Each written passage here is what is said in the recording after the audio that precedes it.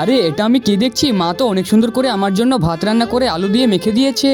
আরে রাজু বেটা, আরে কোথায় যে যায় ছেলেটা? আরে মা বলো কি হয়েছে? আরে খাবার খেয়েছি। আরে না না আমি খাবো না। আরে কেনে কি হয়েছে? আরে মা আমি ললিপপ খাবো।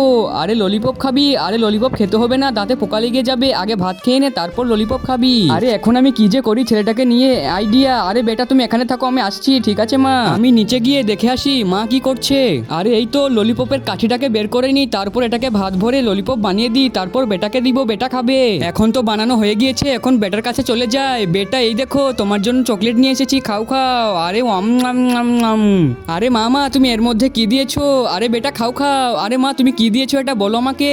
আরে মা চকলেট কই? আরে বেটা খাও খাও। আরে না না মা আমি খাবো না। আরে নাও বেটা খাও। আরে মা তুমি তো আমাকে বলেছিলে দাঁতে পোকা লেগে যাবে, সেই জন্য আমি আর খাবো না। আরে আমার বেটা তো অনেক সুন্দর বুদ্ধিমতী, আমি তো হেরে গেলাম। আরে মা আমি চলে গেলাম। আরে মা শুনছো? আরে হ্যাঁ বেটা বলো। আরে মা আমাকে দাও, খাবো। আচ্ছা ঠিক আছে বেটা এই নাও খাও। বন্ধুরা ভিডিওটি ভালো লাগলে লাইক